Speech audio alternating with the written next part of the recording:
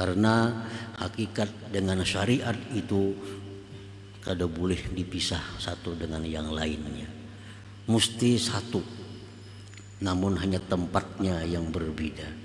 Hakikat itu letaknya di dalam, namun syariat itu adalah di anggota-anggota tubuh kita yang zahir ini.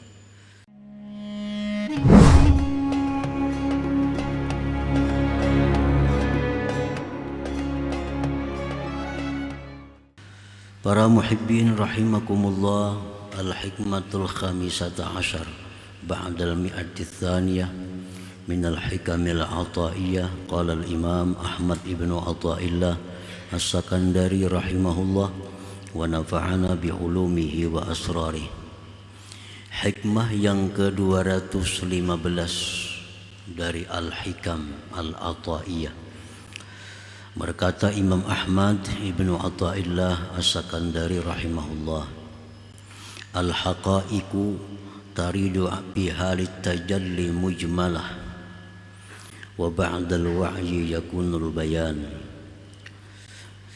Fa idza qara'nahu fattabi' qur'anah thumma inna 'alaina bayanah. Bermula segala hakikat datang pada waktu tajalli. Datangnya hakikat-hakikat itu secara jumlah, secara global, dan sesudah dimengerti maka adalah keterangannya. Sebagaimana Allah berfirman kepada Rasulullah sallallahu alaihi wasallam, "Fa idza qara'nahu fattabi' qur'anah." Bila kami bacakan itu wahyu, ikutilah wahyu itu. "Tsumma inna 'alaina bayanah." Kemudian kamilah nanti yang akan memberikan penjelasan dan keterangannya. Nah, seperti itulah hakikat-hakikat yang datang kepada hati yang bersih. Hakikat itu kadang-kadang tidak jelas apa tujuannya, apa maksudnya, tetapi sesudah didengar, sesudah dimengerti, maka nampaklah, jelaslah apa yang dimaksud oleh hakikat yang datang ke dalam hati itu. Para muhibbin rahimakumullah, al-ulum wal hikam wal ma'arif wal kashfu taridu ala qalbin tahirin an kaduratis siwa min ghairi ta'allumin wala dirasah. Bermula ilmu-ilmu dan hikmah-hikmah dan ma'rifat-ma'rifat serta keterbukaan datang atas hati yang bersih daripada kekeruhan selain Allah. Datangnya itu dari ketiadaan dipelajari, dari ketiadaan didaras,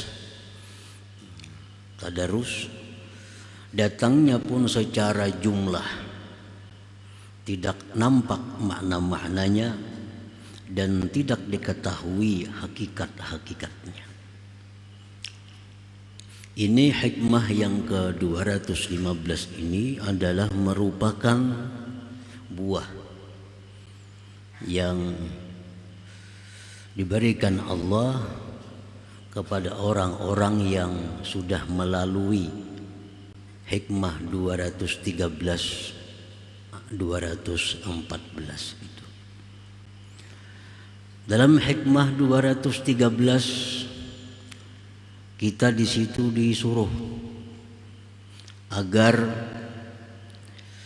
menggunakan mata hati, melihat sesuatu itu adalah merupakan perbuatan Allah. Jadi mata hati kita ini bila melihat sesuatu, maka mata hati pun melihat bahwa itu adalah perbuatan Allah. U'budillah ka'annaka tarah. Jadilah engkau hamba Allah yang selalu melihat Allah. Nah, artinya mata hati kita ini selalu melihat sesuatu itu adalah merupakan karya cipta dari Allah Subhanahu wa Ta'ala. Nah, apabila kita tidak mampu demikian, nah, lanjutnya ke hikmah 214. Fa illam takun tarah fa innahu yara. Jika engkau tidak bisa melihat sesuatu itu merupakan ciptaan Allah, maka usahakanlah agar hati kamu itu merasakan bahwa kamu diawasi oleh Allah, bahwa kamu dilihat oleh Allah, bahwa kamu didengar oleh Allah, bahwa kamu diketahui, diliputi oleh Allah Subhanahu wa Ta'ala. Nah, dengan sebab yang demikian sudah ada pada diri kita, baik yang makam wa'budillah ka'annaka tara atau makam fa illam takun tara fa huwa yara, maka hati kita jadi bersih dari kekeruhan makhluk Allah ini. Nah, kalau kita bisa duduk di tempat atau di makam melihat sesuatu itu karyanya Allah, hati kita akan bersih. Hati kita akan bersih. Atau kita mempunyai hati yang bisa merasakan bahwa kita diawasi oleh Allah, geritik hati kita diawasi Allah, rancangan hati kita diketahui oleh Allah. Nah, kalau kita merasa diawasi, kita pun akan bersih. Nah, apabila hati itu sudah bersih, nah, kita akan diberi Allah al-haqaiq, hakikat-hakikat, baik berupa ilmu, berupa hikmah, berupa ma'rifah, atau kasab, nah, mengetahui sesuatu yang gaib, baik yang lalu maupun yang akan datang. Nah, para muhibbin rahimakumullah, jadi ini buahnya. Ilmu, hikmah, ma'rifah, kasab itu datang kepada kita tanpa dipelajari, tanpa membaca buku. Dengan sendiri kita dapat ilmu, dengan sendirinya dapat ilmu, dengan sendirinya tahu perkara-perkara yang gaib. Nah, itu artinya bahwa Allah meluntarkannya ke dalam hati kita bila sudah hati kita itu bersih tadi. Wa kaifiyatu wurudiha imma ala sabilil ilham awil manam awil i'lam. Nah, caranya Allah meluntarkan ke dalam hati kita ilmu-ilmu tadi bisa melalui ilham, bisa melalui mimpi, bisa melalui pemberitahuan-pemberitahuan lain. Jadi datangnya ilmu kepada kita itu bisa dari ilham, langsung tahu, langsung tahu. Bisa lewat mimpi, bisa juga. Bisa juga lewat i'lam, pemberitahuan. Misalnya ada suara, orangnya ada kelihatan, yang biasa disebut dengan hatib. Nah, hatib itu ada suara tapi orangnya ada kelihatan. Nah, itu akan datang kepada kita kalau sudah hati kita ini jernih, hati kita bersih. Karena hati kita sudah bisa melihat sesuatu itu adalah ciptaan Allah, atau hati kita sudah merasakan kita diawasi, diketahui oleh Allah Subhanahu wa Ta'ala. Nah, para muhibbin rahimakumullah, nah, kalau hati kita ini masih dengki, masih dendam, masih suka macam-macam hati kita, itu kadang akan datang hal-hal yang demikian itu. Karena ilmu-ilmu hakikah itu adalah laksana, sesuatu mutiara yang sangat mahal. Allah kadang akan menyerahkan itu kepada orang yang masih belum cocok menerimanya.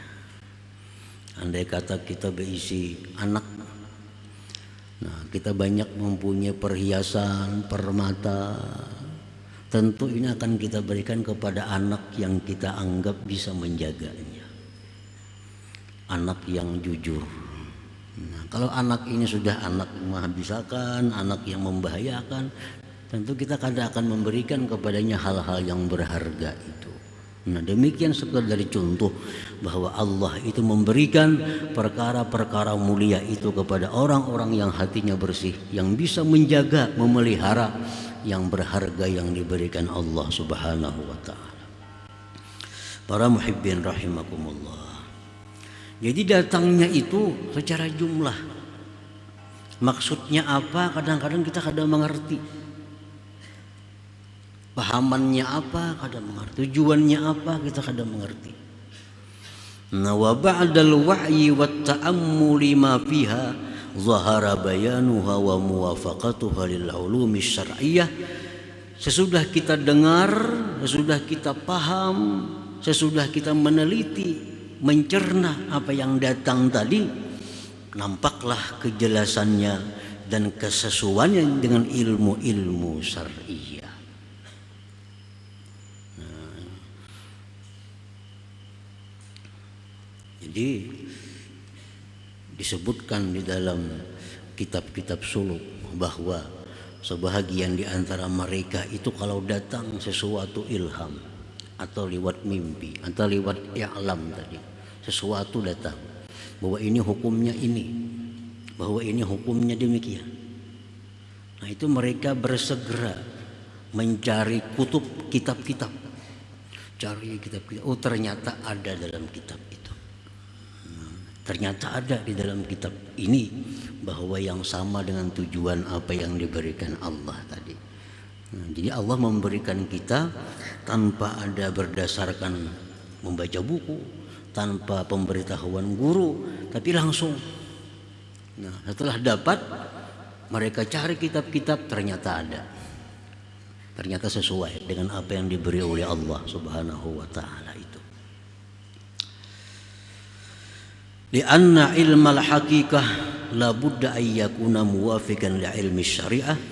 Karena ilmu hakikat itu pasti bahwa dia sesuai dengan ilmu syariat. Kada mau bertentangan, kada mau berlainan. Jadi ilmu yang datang dari Allah kepada kita itu pasti akan sesuai dengan syariat Allah. Kada mau bertentangan itu. La budda, tidak boleh tidak. Nah, pasti sesuai dengan syariat Allah. Karena hakikat dengan syariat itu kada boleh dipisah satu dengan yang lainnya. Mesti satu. Namun hanya tempatnya yang berbeda. Hakikat itu letaknya di dalam, namun syariat itu adalah di anggota-anggota tubuh kita yang zahir ini. Nah, para muhibbin rahimakumullah. Qala Syekh Abu Bakr Al-Warraq waqa'a fi qalbi anna ilmal haqiqah yukhalifu syari'ah fa idza syakhsun tahta syajaratin sahabiyya Abu Bakar kullu haqiqatin tukhalifu syari'ah fa huwa kufur. Syekh Abu Bakar Al-Warraq beliau berkata, ujar sidin, hatiku ini mengatakan bahwa ilmu hakikat itu berlainan dengan syariat. Ilmu hakikat ini lain dengan syariat. Nah, tiba-tiba ada orang di bawah pohon. Orang itu berteriak, wahai Abu Bakar, tiap-tiap hakikat yang bersalahan dengan syariat itu adalah kafir. Tiap-tiap syariat yang bersalahan dengan hakikat itu adalah kafir. Jadi sama aja kedua-duanya. Syariat dengan hakikat sebaliknya pun sama, kada bisa dipisahkan. Nah, para muhibbin rahimakumullah. Orang misal sembahyang, dalam keadaan sadar dia mengaku bahwa dia sembahyang dengan daya dan upayanya sendiri. Nah, karena dia berpegang penuh kepada syariat, dia sembahyang dengan daya upayanya sendiri. Aku yang sembahyang, aku yang baca Fatihah, aku yang ruku', aku yang sujud. Nah, ini orang dalam keadaan berbahaya. karena ini bisa membawa kepada kesyirikan. Karena ini berpegang hanya pada syariat. Ada lagi orang yang sembahyang Allah Subhanahu wa taala. Yang sembahyang itu adalah Allah. Yang baca Fatihah itu adalah Allah. Yang rukuk itu adalah Allah. Yang sujud itu adalah Allah. Tanpa menghiraukan syariat. Nah, ini pun membahayakan dirinya, mengakibatkan kepada syirik. Karena dia tidak mengawinkan hakikat dengan syariat. Nah, yang benar hanya satu, adalah bahwa aku sembahyang, aku sujud, aku ruku dengan daya dan upaya Allah Subhanahu wa taala. Nah, ini musib, ini yang benar. Sembahyang siapa? Aku, dengan daya dan upaya Allah. Yang sujud siapa? Aku, tapi dengan daya dan upaya. Karena bisa dipisahkan antara dua itu. Nah, dengan demikian kita akan terhindar daripada kesesatan, daripada kemusyrikan. Jadi tiap-tiap ilmu hakikat yang bertentangan dengan syariat bahwa kufur, itu akibatnya kena kafir. Nah, para muhibbin rahimakumullah. Qala Syekh Abdul Hasan Asy-Syadzili, idza arada kasfuka sahihil kitab wa sunnah fa'amal bil kitab wa sunnah wa da'il kasfa lianna Allah dhamin al-ismata fil kitab wa sunnah wa lam yadman al-ismah fi hadil kasfi. Apabila bertentangan kasab engkau dengan Quran dan hadis, amalkan Quran hadis, tinggalkan kasab itu. Tinggalkan kasab itu. Karena Allah menjamin terpeliharanya Quran dan sunnah, dan Allah tidak menjamin terpeliharanya itu kasab. Karena selain Nabi, syaitan itu yajri majrad dam, mengalir. Syaitan itu dalam tubuh kita, di mana darah kita mengalir. Dan syaitan yang Islam hanya satu, syaitan Nabi Sallallahu Alaihi Wasallam. Nabi pun ada syaitannya, walakin aslam, tapi dia berislam, kata Nabi. Artinya lain pada Nabi, kada ada jaminan bahwa dia selamat daripada tipu daya syaitan. Jadi andai kita dapat ilmu secara ilham, atau kita dapat ilmu lewat mimpi, atau dapat ilmu lewat kasab, ternyata itu bertentangan dengan Quran dan hadis, amalkan Quran hadis, tinggalkan itu yang datang tadi. Karena Quran hadis sudah dijamin selamat, dijamin terpelihara oleh Allah Subhanahu wa taala, sedangkan kita kada terjamin. Nah, para muhibbin rahimakumullah, contohnya orang bermimpi Rasulullah Sallallahu Alaihi Wasallam, mimpi Rasulullah, ujar Rasulullah, isuk bulan Ramadan, isuk bulan Ramadan. Ternyata isuk orang kadada melihat bulan. Nah, apakah kita mengikuti orang atau kita mengikuti mimpi? Kan mimpi Nabi itu pasti benar. Kadang mungkin syaitan menyerupai Nabi Sallallahu Alaihi Wasallam. Jar Nabi isuk bulan puasa. Nah, ternyata isuk kadada orang melihat bulan. Nah, berarti ini sudah bertentangan antara mimpi itu yang merupakan hakikat bertentangan dengan syariat. Karena syariat Nabi kita, perintah Nabi kita, sumu li ru'yati, puasalah kamu karena melihat bulan Ramadan, bukalah kamu karena melihat bulan Syawal. Ini orang kalau sudah melihat bulannya, tapi kita mimpi Nabi puasa isuk Ramadan.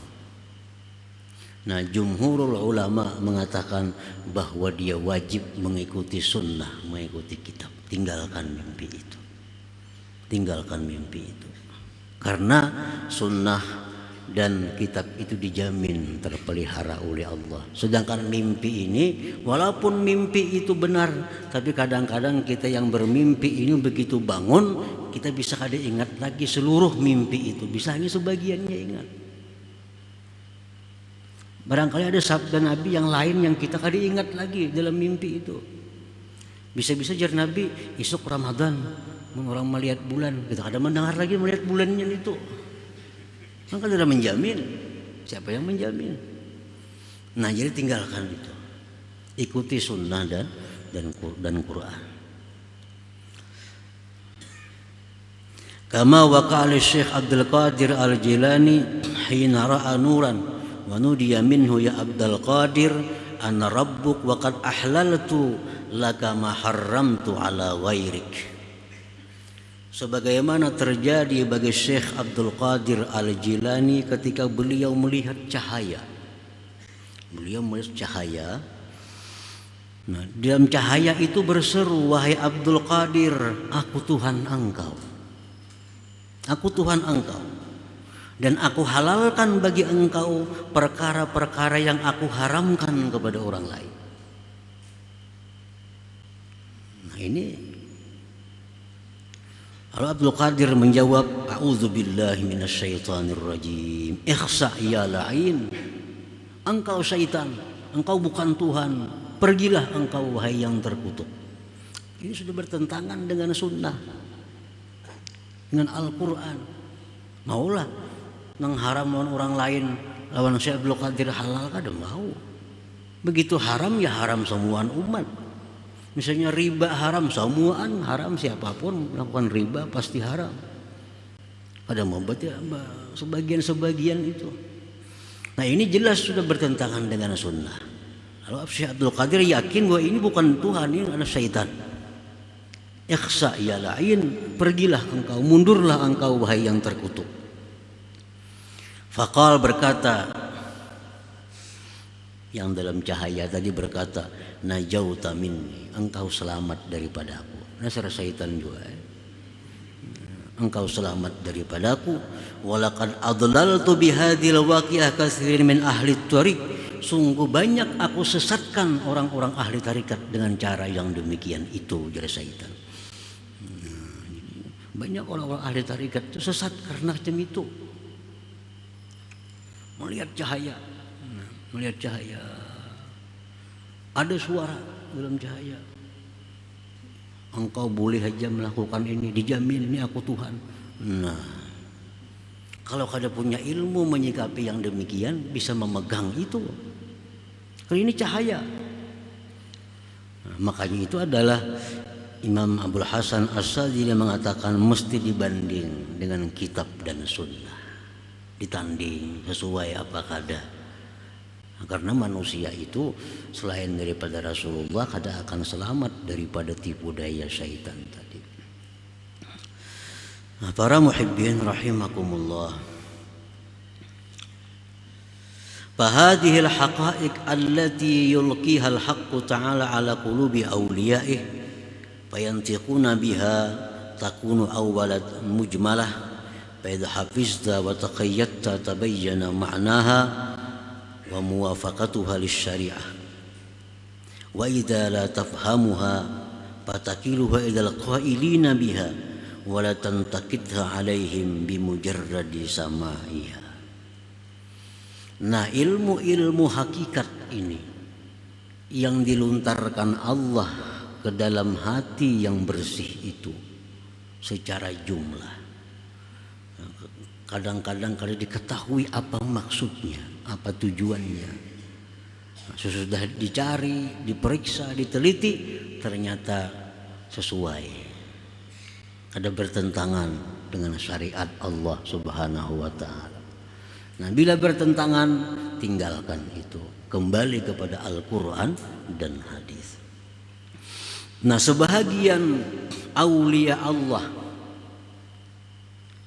yang diluntarkan Allah ilmu-ilmu hakikat seperti itu, mereka itu menuturkannya langsung tanpa mereka sadari. Apa yang masuk ke dalam hati mereka karena kedahsyatannya itu langsung mereka luntarkan kepada muridnya. Mereka luntarkan kepada orang umum.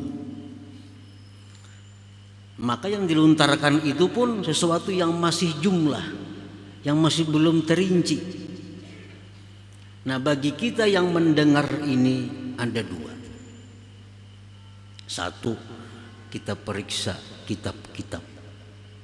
Apakah yang dikatakan oleh salah seorang aulia Allah tadi sesuai atau kada dengan apa yang ada dalam kitab-kitab yang sudah masyhur itu.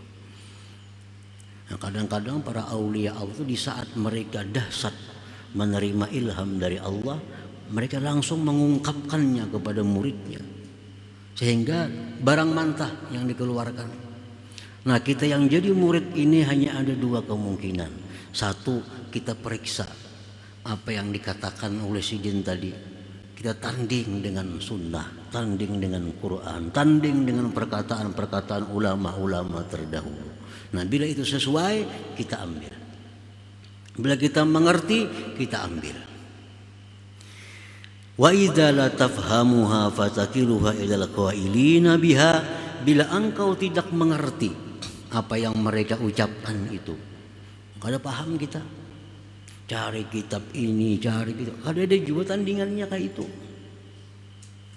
kada ada juga. Macam apa yang dikatakan oleh Syekh Al-Hallaj. Beliau ditanya, ma fi jubbatik, apa wahai Syekh yang ada dalam jubah engkau? Nah, di waktu itu Sidin menjawab, ma fi jubbati illallah, tidak ada di jubahku kecuali Allah. Nah, itu satu perkataan yang mujmal, perkataan yang perlu dicerna, perkataan yang perlu dipahami. Nah, kalau kita paham apa maksudnya, apa tujuannya, kita ambil. Nah, wa idza la tafhamuha, bila engkau tidak paham, fatakiluha ilal qailina biha, engkau serahkan itu perkataan kepada orang yang mengatakannya itu. Serahkan. Nah, kita kada paham apa orang Sidin itu. Bolehkan dua Sidin aja apa maksudnya. Nah, kita kada paham, engkau serahkan itu perkataan kepada yang mengatanya. Wala tantakidha alaihim bimujarradi samaiha, dan jangan sekali-kali mencela mereka karena semata-mata mendengar perkataan seperti itu. Ngapa sih mengucap nang itu? Udah mungkin kayak itu, nah kada boleh kayak itu. Kalau nya paham, ambil. Kalau kada paham, serahkan kepada yang mengatakannya. Nah, para muhibbin rahimakumullah. Jadi semua pemberian Allah berupa ilmu, hikmah, ma'rifat dan kasab itu hanya kepada orang-orang yang mempunyai hati yang bersih daripada kekuturan makhluk Allah ini.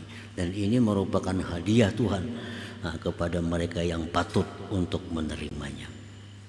Jadi target kita dalam hidup di dunia ini mesti masuk di antara salah satu dua kelompok itu. Kalau kita bisa masuk dalam kelompok orang-orang yang melihat sesuatu itu, hatinya melihat itu adalah perbuatan Allah. Kalau kada di situ kita masuk ke kelompok yang kedua, bahwa hati kita merasakan kita selalu dilihat oleh Allah Subhanahu wa taala. Nah, bila kita masuk antara salah satu dua kelompok itu, kita akan selamat. Kita akan selamat. Bila kita di luar daripada dua kelompok itu, kita akan masih banyak mengalami hambatan-hambatan di akhirat. Masih banyak mengalami hisab dan sebagainya di akhirat. Karena hati kita lupa kepada Allah Subhanahu wa taala yang menciptakan segala sesuatu ini. Nah, jadi mudah-mudahan kita masuk dalam golongan itu.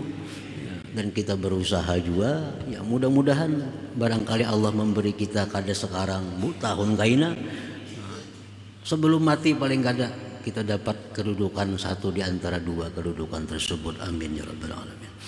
Ujian hikmah yang 216.